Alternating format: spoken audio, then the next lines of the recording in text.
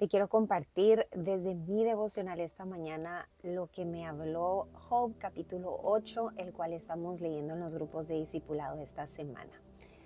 Es hasta que llegamos al libro de Job que nuestros ojos son abiertos a una doctrina humana que ha sido incorrecta al creer que los buenos son bendecidos y no sufren y los malos son castigados y les va mal en la vida.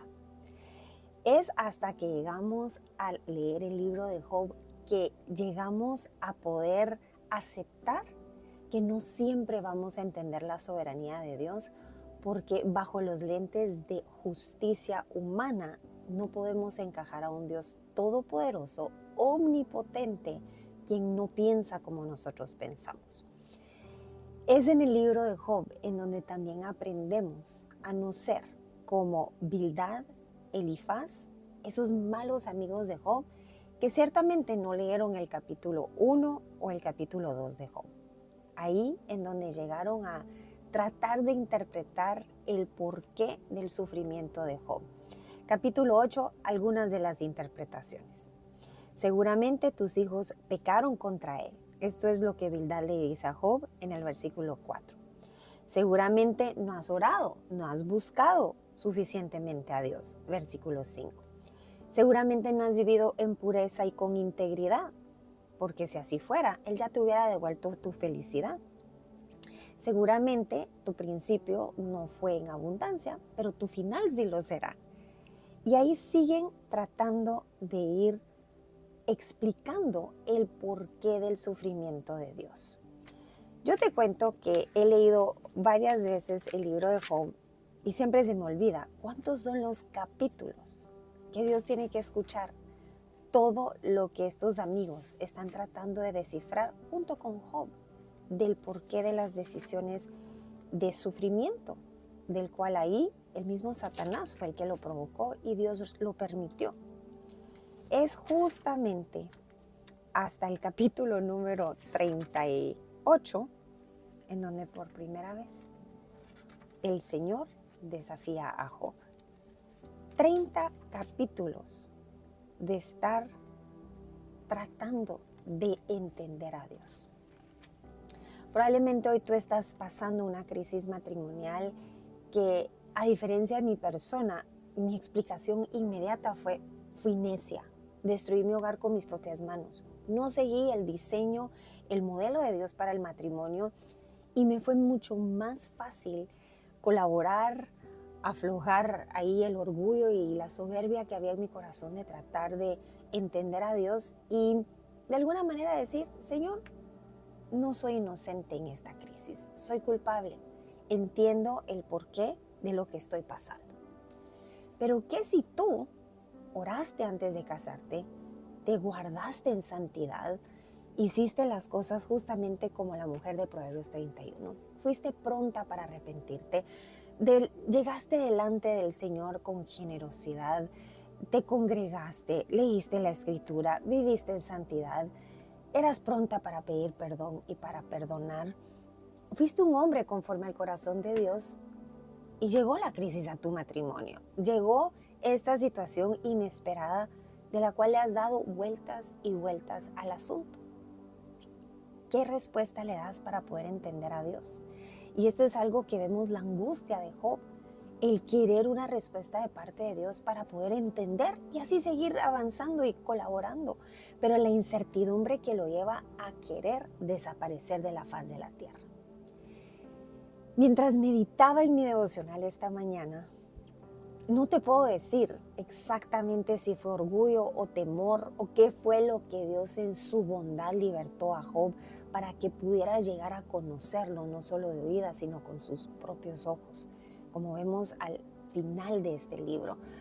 No puedo explicarte a ciencia cierta lo que mi interpretación es, porque probablemente se quedaría corta a lo que el Espíritu Santo inspiró el autor de este libro a escribir. Pero sí hay una escritura que te quiero compartir para que en medio de esos momentos de incertidumbre, en donde no entiendas si es una tormenta que te está viniendo a disciplinar como un hijo y una hija amada del Señor, o sea una tormenta que ha venido a tu vida para fortalecerte y que sigas avanzando en el peldaño siguiente de tu fe en esta carrera temporal de la cual todas vamos avanzando con la meta de ser más como Jesús. Cuando no tengas respuesta de qué bando estás y por qué la situación de la crisis, de la injusticia que a simple vista sí la pudieras catalogar, ha llegado a tu vida, yo oro que la siguiente escritura te sostenga.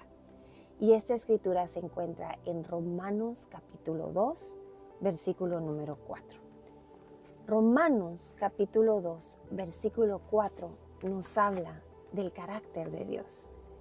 Dice la palabra del Señor: ¿acaso no sabéis? Te hablo aquí de la Nueva Traducción Viviente. ¿No te das cuenta de lo bondadoso, tolerante y paciente que es Dios contigo? ¿Acaso eso no significa nada para ti? ¿No ves que la bondad de Dios es para guiarte a que te arrepientas y abandones tu pecado? Y aquí probablemente tu respuesta sería: pero Beba, acabas de decir que no todo es por pecado. Y ciertamente no un pecado contra nuestro prójimo. El pecado de tratar de encasillar a Dios en un molde humano en que los buenos son bendecidos y los malos son maldecidos o malditos. El que te puedas arrepentir y yo arrepentirme de tratar de entender la soberanía de Dios cuando yo tan siquiera soy barro en sus manos. El tratar de ponerle una explicación para poder sujetarme a su soberanía. Dios no nos debe ni una explicación, pero nosotros sí podemos confiar en que lo que Él así decida permitir en nuestras vidas, en nuestras familias, ya sea que lo entendamos, ya sea que podamos ahí aceptar que ha habido pecado en nuestro corazón o no, podemos confiar que es desde su bondad. Podemos reconocer que en Dios no hay sombra de variación, no hay maldad, no va a hacer nada solo porque sí. Y reflejo de ello es Jesús. Ha pecado, nunca pecó, pasó por sufrimiento, porque había un plan, había un propósito, que en ese momento probablemente los que estaban a su alrededor no entendían, como un Dios de amor estaba permitiendo que su hijo fuera llevado a la cruz. Más adelante, miles de años después, que podemos ver la profecía cumplirse, del cual fuimos beneficiados, ahí podemos decir: Señor, gracias, aunque no entiendo por qué fue necesario, aunque no termino de entender por qué en tu soberanía no solo dispusiste que te creyéramos, que te obedeciéramos, entendiendo que sin la decisión del bien y del mal no está la posibilidad de amar. Hay tantas incógnitas de las cuales aquí entra la fe que no pelea con el racionalismo, la fe que acepta y cree desde la bondad de la cual podemos descansar, de la cual Dios opera, su bondad de la cual nos lleva al arrepentimiento, de dejar de cuestionar, de dejar de tratar de demandar explicaciones por parte de Dios. Y esa misma bondad está reflejada en el silencio que Dios guarda durante 30 capítulos en el libro de Job, y que aún al final decide recordarle a Job quién ha sido Dios desde el principio, aun cuando Job aún no existía. Esa bondad de un padre que trae a reconocer que Él sigue siendo Dios y nosotros creación. Oro en el nombre de Jesús que esta semana puedas terminar de leer del capítulo 8, 9, 10, 11, 12 hasta el 14, donde nos volvemos a reunir. Ahí en lo individual puedas también con tu compañero o compañera de oración o en tu grupo, rendición de cuentas donde tú has estado tratando de entender a Dios y levantándote en orgullo, y orar por aquellos que aún no han reconocido la soberanía de Dios, a Jesucristo como su Señor y Salvador. Nos vemos en el siguiente devocional.